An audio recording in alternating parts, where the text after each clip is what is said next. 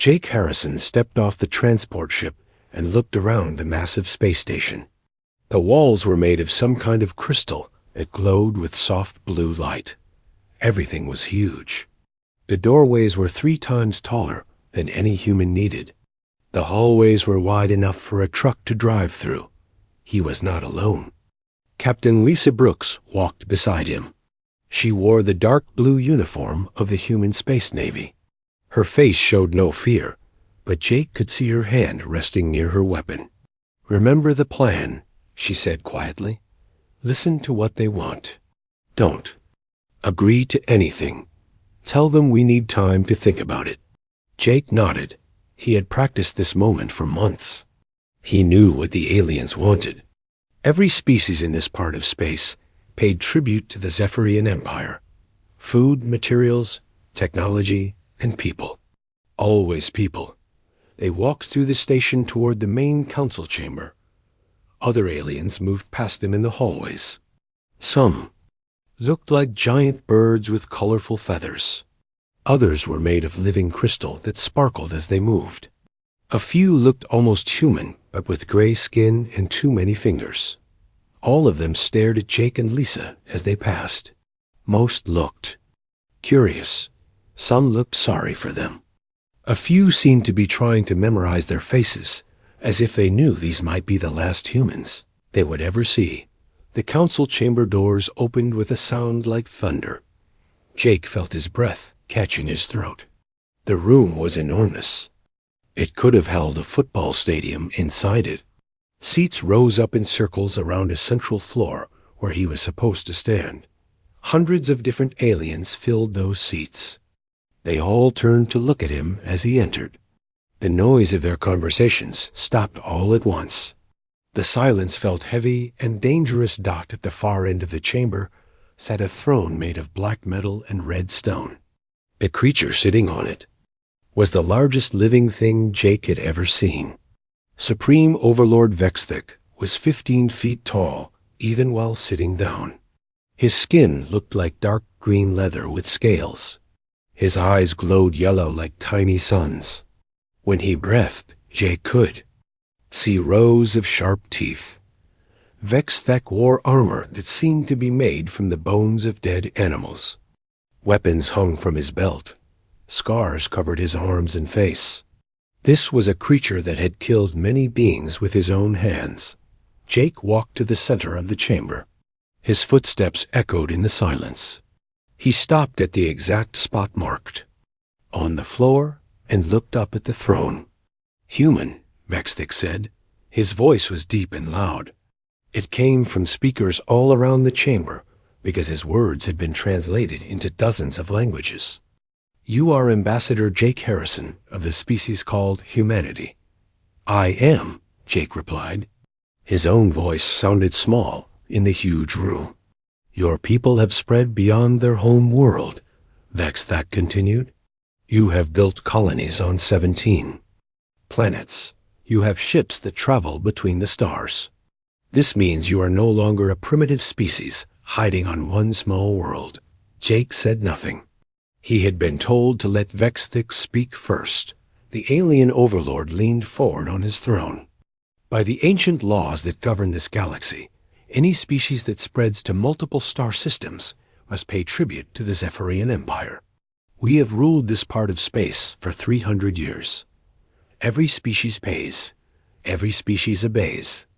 Around the chamber, other aliens began to make sounds. Some clicked their claws together. Others made chirping noises. A few growled low in their throats. Jake realized they were showing agreement with their master. "The tribute you will pay is simple," Vexthik said. 40% of everything your species produces. Food, metals, energy, technology. 40% of your ships and weapons. And 40% of your people to work in our mines and factories. Jake felt his stomach twist. 40% of humanity. That meant billions of people would become slaves. Children taken from their families. Parents who would never see their homes again. "This is not a request," Vexthik continued. "This is a command. You will obey because the alternative is the complete destruction of your species. We have the largest fleet in the galaxy. We have weapons that can destroy entire planets. We have armies that have never been defeated. The alien overlord stood up from his throne. He was even more frightening when standing. His claws scraped against the metal armrests as he gripped them. Many species have tried to resist us, Vexthek said. The Corvani thought their energy shields would protect them. We turned their home world into a ball of melted rock. The Veshin Collective believed their mind powers made them superior. We hunted them across 50 star systems until only a few hundred remained, and now they serve us gladly. He pointed one massive claw at Jake. Your species is young and weak. Your weapons are primitive projectile throwers. Your ships are slow and clumsy compared to ours. You have no allies and no hope of victory. Resistance means death for every human who has ever lived. Jake could hear his own heartbeat. The chamber was completely silent, except for the hum of the station's power systems. Every eye in the room was focused on him. You have 7 days, Vexthek announced. 7 rotations of your homeworld around its star. Return here with your species' surrender, or we will begin the destruction of your colonies. After that, we will visit your homeworld and finish what remains of humanity. The alien overlord sat back down on his throne. Go now, human. Think carefully about your choice. Remember that billions of lives depend on your wisdom. Jake bowed slightly, as he had been taught. Then he turned and walked back toward the chamber doors. Each step felt like it took forever. He could feel all those alien eyes watching him leave Captain. Brooks was waiting for him outside the chamber. She did not ask what had happened. She could see the answer in his face. They walked back through the station in silence. Other aliens moved out of their way now. Some looked at them with what might have been pity.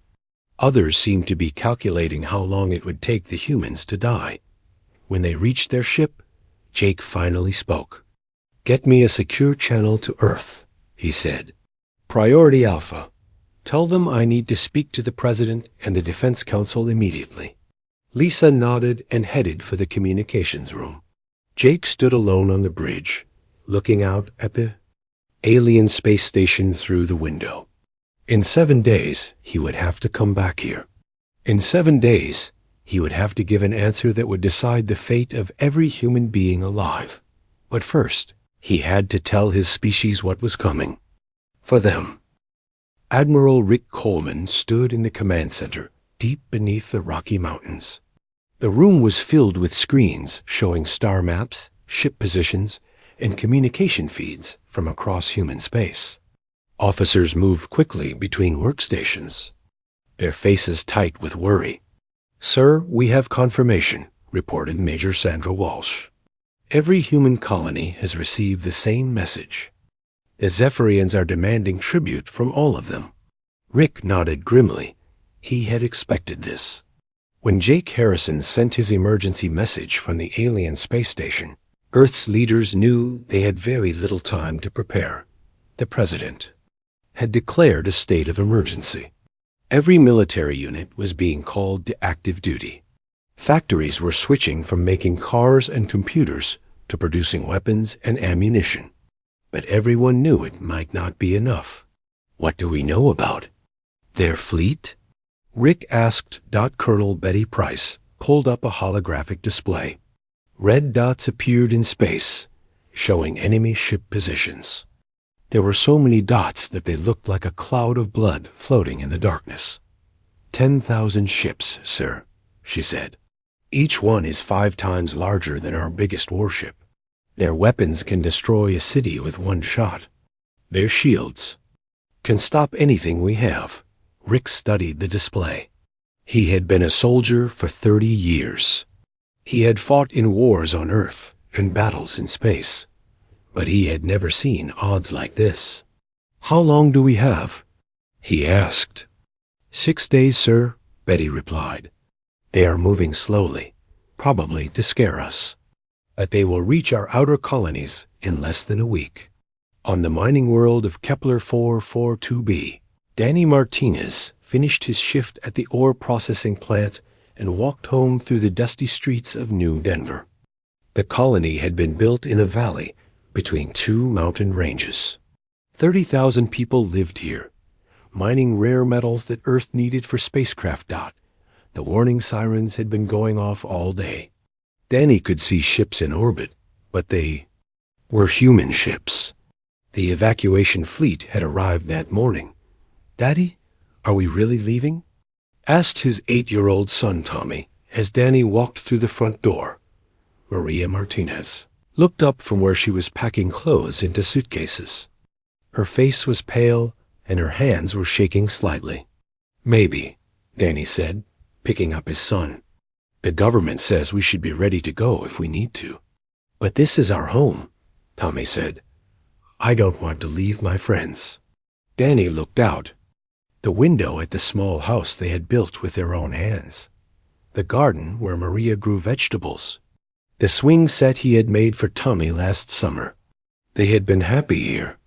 "Sometimes we have to leave the places we love to stay safe," he said quietly. But even as he spoke, Danny was thinking about something else. The news reports said the aliens wanted 40% of all humans as slaves. That meant some families would be broken up no matter what happened. Some people would never see their homes again, in orbit above Earth. Captain Jennifer Stone commanded the UE's Vigilance, one of humanity's newest and most powerful warships. She had 200 crew members under her command, and all of them knew they might be flying into their last battle. "Captain, we are receiving new orders," reported Lieutenant Gary Adams from the communication station. Jennifer read the message. On her screen, all ships were to report to staging areas near the edge of human space. They would try to stop the alien fleet before it could reach the colonies. "Helm, set course for the Neptune defense line," she ordered. "Maximum speed." As her ship turned toward the outer solar system, Jennifer looked at the tactical display. The human fleet was gathering 300 ships at various points along their border. It sounded like a lot until she remembered they were facing 10,000 enemy vessels.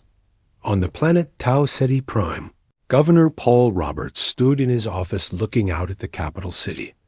2 million people lived on this world. It was the largest human colony outside of Earth's solar system.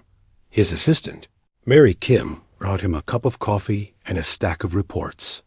"The evacuation ships can take about half the population," she said, "but there is not enough time to save everyone." Paul nodded. He had known this would happen. When you lived on the frontier, you always knew there were risks. But nobody had expected anything like this. "What about the defense platforms?" he asked. "Online and ready, sir," Mary replied. "But the military advisors say they will only slow the enemy down. They cannot stop them." Paul made a decision that would haunt him for the rest of his life. Send word to the evacuation fleet. Children and families first. Anyone who wants to stay and fight can stay. But I will not force anyone to die for this place. Across the galaxy, other species watched the human preparations with great interest. In the trading stations and diplomatic centers, alien merchants and politicians discussed what would happen next. The Alterian Confederacy, a group of bird-like creatures known for their advanced technology, sent secret messages to their agents. Near human space. They wanted to be ready to claim human territory after the war was over. "The humans will be extinct within days," said High Commander Sirix to his staff. "Their weapons are too primitive. Their ships are too slow. We should prepare offers to buy their former colonies from the Zephyrians." The crystalline beings known as the Nexus Collective ran calculations on their quantum computers. The numbers were clear. Humanity had a 0.003% chance of survival. It was so small that their machines could barely calculate it, but on some worlds, different conversations were happening. On the slave planet Morvik 7, workers in the underground mines whispered to each other about the humans who were going to fight back. "Is it true?" asked a young miner named Korth. "Are they really going to resist?" "That is what the rumors say," replied an older worker named Dexon. "But it does not matter. They will die just like all the others who tried to fight." Korth was quiet for a moment. Then he said, "But what if they do not die? What if they win?" Dexon looked around to make sure no guards were listening. "Then maybe we will remember what it was like to be free." Back on Earth, Jake Harrison sat in a secure briefing room with the President, the Secretary of Defense, and the heads of all the military services. The weight of the entire human species seemed to be pressing down on his shoulders. "What exactly did they say?" asked President Williams. Jake repeated Vexthek's words exactly as he remembered them. When he finished, the room was silent for a long time. 40%, said General Hayes finally. "Nearly half of everyone we know and love." "What are our options?" the President asked. General Hayes pulled up tactical displays. "We can fight. We will probably lose, but we can make them pay a price for it. Or we can surrender and hope they treat us fairly. Do you think they will treat us fairly?" The President asked Jake. Jake remembered the scars on Vexthek's arms and the weapons hanging from his belt. He remembered the way the other aliens in the chamber had looked at him with pity. "No, sir," he said quietly. "I do not think they will." The President stood up and walked to the window.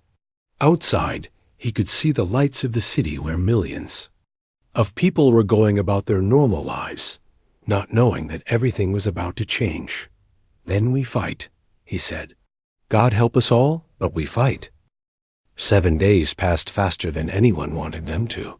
Jake Harrison stood outside the same transport ship that had brought him to the alien space station a week ago. This time, he was alone. Captain Brooks had wanted to come with him, but Jake had refused. "This is something I need to do by myself," he had told her. The walk through the space station felt different this time. The hallways seemed darker. The crystal walls that had glowed with blue light before now seemed cold and threatening. Other aliens moved past him, but none of them looked at him directly. It was as if they were afraid to see his face. Jake knew why. Word had spread throughout the galaxy that the humans had not immediately surrendered. This was something that had never happened before. In 300 years of Zephyrian rule, every species had either given up right away or been destroyed within days. The council chamber doors opened with the same thunderous sound as before. Jake walked in and saw that even more aliens had come to watch this time. The seats that had been only half full a week ago were now packed. Representatives from dozens of species wanted to see what the humans would say. Some had come to watch what they thought would be a surrender. Others had come to witness what might be the last words of the human species. A few had come because they dared to hope for something they had never seen before. Supreme Overlord Vexthek sat on his throne exactly as he had before. His yellow eyes glowed in the chamber's dim light. His massive claws gripped the armrests of his chair. But Jake noticed something different. The alien overlord seemed less confident than before. There was something in his posture that suggested he was not completely sure what was about to happen. "Human," Vexthek said, his voice booming through the speakers around the chamber. "You have returned. 7 days have passed. My fleet is in position around your colonies. Your people are helpless before our power." Jake walked to the center of the chamber and stood in the same spot as before. The silence was so complete that he could hear his own breathing. Hundreds of alien eyes watched him. Thousands more watched through video feeds that were being broadcast across the galaxy. "Have you brought your species surrender?" Vexthek demanded. Jake looked up at the massive alien on his throne. He thought about his wife back on Earth, who was probably watching this broadcast. He thought about children playing in parks who had no idea their future was being decided in this room. He thought about colonists on distant worlds who were looking up at alien warships in their skies. He thought about every human who had ever lived and died free, and every human who might be born free in the future. Jake activated his translator device. When he spoke, his voice was quiet but clear. It carried perfectly through the chamber's sound system to every listening ear and recording device. No, the word hit the assembled aliens like a physical blow. For a moment, nobody moved. Nobody breathed. Nobody made a sound. Then the chamber exploded into chaos. Delegates began shouting in dozens of different languages. The bird-like Alterians flapped their wings and squawked loudly. The crystalline Nexus beings flickered rapidly as their internal lights pulsed with shock. Even the normally calm representatives from the peaceful worlds seemed stunned. Supreme Overlord Vixthik stared at Jake with his mouth open, showing rows of sharp teeth. His claws scraped against his throne as he gripped it tighter. For several seconds, he seemed unable to speak. "What did you say?" He finally managed to ask. "No," Jake repeated, louder this time. "We will not surrender. We will not pay tribute. We will not give you our people, our resources, or our freedom." The chaos in the chamber grew louder. Some aliens were standing up in their seats, pointing at Jake and arguing with each other. Others sat in stunned silence, unable to process what they had just heard. In 300 years, no species had ever simply said no to the Zephyrian Empire. "Impossible," Vexthik roared, standing up from his throne. "You cannot refuse. Every species submits or dies. There is no other choice." "You are wrong," Jake said calmly. "There is always another choice. We choose to fight." "Fight?" Vexthak laughed, but it was not a pleasant sound. "With what? Your primitive weapons? Your tiny fleet? We have 10,000 ships. We have weapons that can crack planets. We have conquered half the galaxy." "Yes," Jake agreed. "You have all of those things. But we have something you do not understand." "What could you possibly have that we do not?" Vexthek demanded. Jake smiled. It was the first time he had smiled since arriving at the station. "We have nothing left to lose." Vexthik's eyes narrowed. "Explain." "You want to take 40% of our people as slaves," Jake said. "You want to control our worlds and our resources. You want to make us live in fear and servitude for the rest of our existence.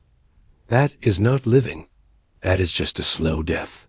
Jake looked around the chamber at all the aliens watching him. "So we choose to die free rather than live as slaves. And if we are going to die anyway, we are going to make sure it costs you everything we can possibly take with us." The chamber fell, silent again. Even the chaos had stopped as everyone strained to hear Jake's words. "You see, Supreme Overlord," Jake continued, "you made one mistake. You assumed we would be like all the other species you have conquered. You assumed we would choose slavery over death. But humans are different. We would rather die on our feet than live on our knees." Vexthik's face twisted with rage. "Then you will die. Your entire species will be wiped from existence. Your worlds will be burned. Your names will be forgotten." "Maybe," Jake said quietly. "But every ship you lose fighting us is one less ship you have to threaten other species. Every soldier we kill is one less soldier you can use to oppress the innocent. Every day we make you bleed is one more day that somewhere in this galaxy, someone else might find the courage to stand up to you." Jake paused and looked directly into Vexthek's glowing eyes. "And if we die knowing that we never bowed down to a tyrant." The alien overlord was shaking with fury. His claws had cut deep grooves in the armrests of his throne. "You will regret this decision, human. When your cities burn and your children cry for mercy, you will remember this moment and wish you had been wiser. No, Jake said one final time. We will not regret choosing freedom over slavery. We will not regret choosing dignity over submission. And we will not regret showing the galaxy that someone somewhere will always say no to tyranny. Jake turned and walked toward the chamber doors. Behind him, the aliens erupted into the loudest chaos yet. Some were shouting approval. Others were screaming warnings. A few seemed to be crying dot as Jake reached the doors. He heard Vexthek's voice booming over the noise. You have doomed your species, human. The attack begins now. Jake paused at the doorway and looked back one last time. Then we will see you in battle, Supreme Overlord. And we will show you what humans do when they have nothing left to lose. The doors closed behind him with a sound like thunder. In the chamber, the word spread quickly to every corner of the galaxy. The humans had said no. For the first time in 300 years, someone had chosen to fight rather than surrender. The age of unquestioned Zephyrian dominance was about to end. The news traveled faster than light itself. Across the galaxy, quantum communication networks carried the impossible message to every civilized world. The humans had said no to the Zephyrian Empire. On the trading station of Nexus Prime, Merchant, Captain Click stopped counting his profits when the news feed appeared on his screen. His 3 hearts began beating faster as he read the words again and again. Impossible, he whispered to himself. His own people, the Gordians, had surrendered to the Zephyrians 40 years ago without firing a single shot. They had not even tried to negotiate. When the alien warships appeared in their system, the Gordian government had immediately offered tribute. Clix remembered being a young trader then, watching his proud species bow down to the reptilian overlords. He had felt shame that day that still burned in his chest. But what choice did they have? The Zephyrians were too powerful. Everyone knew that resistance meant death, except the humans had chosen death over slavery. Clix looked around the trading station's busy marketplace. Aliens from dozens of species moved between the shops and stalls. All of them were subjects of the Zephyrian Empire. All of them paid tribute. All of them had accepted that this was just the way things were. But now someone had said no. On the agricultural world of Vesha 7, Gentry farmer Nyla paused in her work when the news reached the fields. She was picking Kethra fruit that would be shipped to Zephyrian military bases. 40% of everything her people grew went to feed their conquerors. The other workers gathered around the communication device that had been broadcasting the emergency news reports. Most of them looked confused. A few seemed frightened. But Nyla saw something else in some of their faces. Something that had been missing for so long, she had almost forgotten what it looked like. Hope. What does this mean? Asked her friend Dara, a young farmer who had been born after the conquest. She had never known freedom. It means, Nyla said quietly, that somewhere in the galaxy, someone remembered what it means to be free. The Gentry supervisor, a Zephyrian soldier named Krex, stomped over to the group. His reptilian face was twisted with anger. Get back to work, he shouted. The humans will be dead within days. Nothing changes here. But even as he spoke, Krex seemed nervous. His hand rested on his weapon, and his eyes darted between the workers. For the first time since Nyla had known him, the alien soldier looked uncertain dot in the crystal towers of the Nexus collective home world. The great quantum computers worked at maximum capacity. The artificial minds that guided the crystalline species were trying to recalculate everything they thought they knew about galactic politics. The probability of human survival was still less than 1%. Their weapons were primitive. Their fleet was tiny. Their colonies were scattered and poorly defended. Every logical analysis said they would be destroyed quickly, but the Nexus computers had never factored in the possibility that a species would choose to fight a war they could not win. This was outside their understanding of rational behavior. Prime, Calculation Unit 7 sent a message to the Collective Council. We require new data parameters. Previous models assumed all species would choose survival over principle. This assumption appears to be incorrect. Meanwhile, the Alterian High Command held emergency meetings in their mountain fortresses.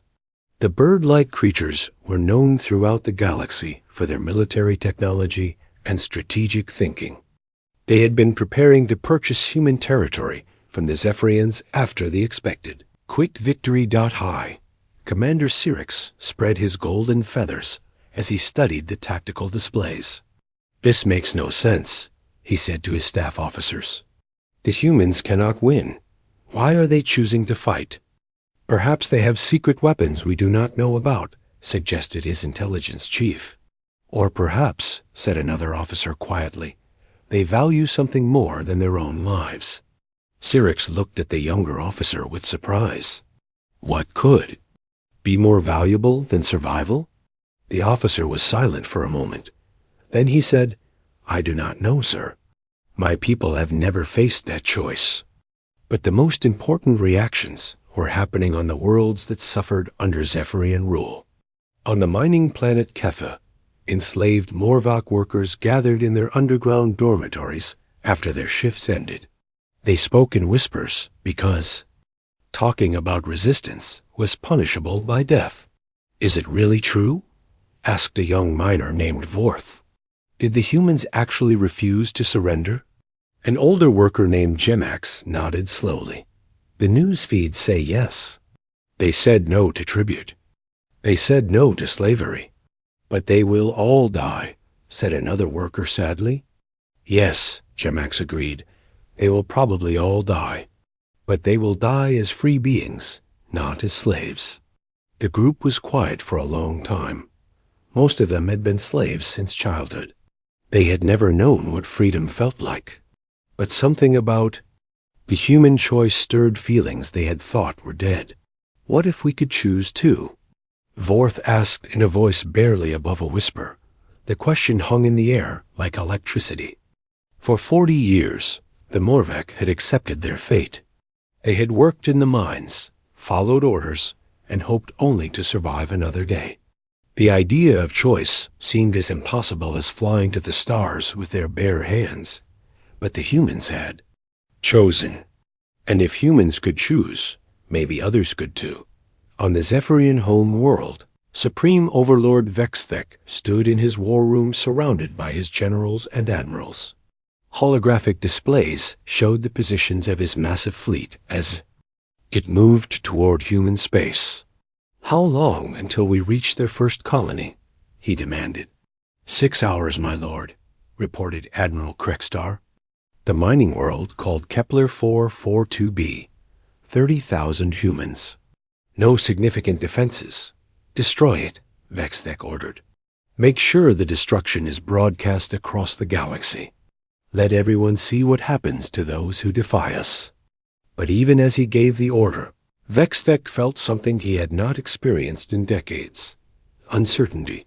In 300 years of conquest, no species had ever simply refused to surrender. Every opponent had either given up immediately or fought. Brief, hopeless battles before being crushed. The humans were different. They had looked at certain death and chosen it over slavery. Vexthek did not understand this kind of thinking. In his mind, survival was the only thing that mattered. Power came from being stronger than your enemies. Fear was the tool that kept subjects obedient. But you could not frighten someone who was not afraid to die. "My lord," said General Lexmore carefully, "perhaps we should reconsider our approach. The humans may have capabilities we do not know about." Vexthek's eyes blazed with anger. "They have nothing. Our spies have watched them for years. They are weak and primitive. Their defiance is just stupidity. Then why are they choosing to fight?" Vexmore asked. The question hung in the air. Vexthek had no answer for it. He had conquered hundreds of worlds and dozens of species. He understood fear, greed, desperation, and anger. But he did not understand why anyone would choose death over submission. "It does not matter," he said finally. "They will die, and others will learn from their mistake." But as his fleet moved toward its first target, reports began arriving that worried him. Rebellions were starting on some of the conquered worlds. Workers were refusing orders. Some colonial governors were reporting that their subjects seemed more difficult to control. The human word "no" was spreading like a virus through the galaxy. And viruses, Vexthek knew, could be very dangerous if they were not stopped quickly. "Double the patrols on all subject worlds," he ordered. "Any sign of rebellion is to be crushed immediately." As his orders went out across the Empire, Vexthek stared at the tactical display showing human space. Soon, he would teach these defiant mammals the price of resistance. Soon, the galaxy would remember why no one challenged the Zephyrian Empire. But deep in his mind, a small voice whispered a question he did not want to hear. What if the humans were not as helpless as they seemed? The battle began at the edge of human space, near the gas giant Titan VII. Admiral Rick Coleman stood on the bridge of the UEC's Defiance, watching as 10,000 Zephyrian ships dropped out of hyperspace. They formed a wall of dark metal that stretched across the stars like a storm cloud. The human fleet waited for them. 300 ships arranged in a defensive formation. Every captain knew they were outnumbered more than 30-1. Every crew member understood they were probably going to die in the next few hours, but they were ready. "All ships, this is Admiral Coleman," Rick broadcast on the open channel. He knew the Zephyrians would hear every word. "Today we fight not just for humanity, but for every species that was told they had no choice. Today we prove that freedom's worth any price." Supreme Overlord Vexthek stood in the command center of his flagship, the Doom's Edge. Through the massive viewing window, he could see the tiny human fleet ahead of them. They looked like insects compared to his mighty warships. "Begin the demonstration," he ordered. "Destroy 10 of their ships. Let them see what real power looks like." 100 Zephyrian ships opened fire at once. Massive energy beams lanced across space, each one capable of vaporizing a city. The beams struck the human vessels, and nothing happened. The human ships absorbed the energy blasts as if they were raindrops. Their hulls glowed briefly with captured power, then returned normal. "Impossible," Vexthek whispered. "Sir," reported his tactical officer, "their shields are absorbing our energy weapons. The power is being redirected into their own systems." "Admiral." Coleman smiled grimly as he watched the enemy weapons strike his fleet harmlessly. For 50 years, human scientists had studied captured Zephyrian technology. They had learned that the aliens relied entirely on energy-based weapons. So humanity had built shields that turned energy attacks into power for their own ships. "All ships," Coleman ordered, "return fire." The human fleet unleashed their weapons. But these were not energy beams like the Zephyrians used. These were kinetic projectiles, chunks of metal accelerated to incredible speeds by magnetic coils. Simple, primitive weapons that the aliens had dismissed as useless. The projectiles punched through Zephyrian shields like they were made of paper. Alien ships began exploding in brilliant flashes of light. For the first time in 300 years, Zephyrian warships were dying. "How is this possible?" Vexthek roared. "Our shields stop everything." "Not kinetic weapons, my lord," his science officer reported. "Our shields were designed to stop energy attacks. These metal projectiles pass right through them." Vexthek watched in growing horror as more of his ships exploded. The humans were using the simplest weapons in the galaxy, and they were devastatingly effective. "All ships ramming speed," he ordered. "Crush them with our superior numbers." The Zephyrian fleet charged forward. But as they closed the distance, the human ships did something unexpected. They split up and began moving in complex patterns, like a dance choreographed in 3 dimensions. Captain Jennifer Stone maneuvered her ship, a U's Vigilance, between 2 massive alien dreadnoughts. Her weapon systems locked onto their engine sections and fired. Both ships lost power and began drifting helplessly. "This is impossible," she heard over the communication channel. It was the voice of a Zephyrian captain whose ship was spinning out of control. How do they know exactly where to hit us? The answer was simple. For decades, human spies and diplomats had been studying Zephyrian ships. They knew every weakness, every vulnerable spot, every design flaw. The aliens had been so confident in their superiority that they had never bothered to hide their technology. Now that knowledge was being used against them, the battle raged for 6 hours. More and more, Zephyrian ships fell to human weapons. But the aliens still had overwhelming numbers. Slowly, the human fleet began to take casualties. Captain Jennifer Stone's ship was hit by debris from an exploding alien vessel. Her hull was breached and half her crew was dead, but she kept fighting. "Ma'am," reported her tactical officer, "we have lost main power. Weapons are offline." Jennifer looked at the tactical display. A massive Zephyrian battleship was closing in for the kill. She made a decision that would be remembered forever. "All remaining crew to escape pods," she ordered. "I am going to ram them." "Captain, no," her first officer protested. "This is not a debate," Jennifer said firmly. "Tell my family I died free." The U's Vigilance, its engines burning at maximum power, crashed into the Zephyrian battleship. Both ships exploded in a fireball that could be seen from 100 miles away. Across the galaxy, beings watched the battle on news feeds and communication networks. They saw human ships fighting impossible odds. They saw captains sacrificing themselves to take down enemy vessels. They saw a species that refused to surrender, even when facing certain death. On the mining world, Ketha, enslaved Morvac workers gathered around hidden communication devices. They watched human ships explode one by one, but they also saw Zephyrian vessels dying. "They are actually hurting them," whispered Vorth in amazement. "They are making the Zephyrians bleed."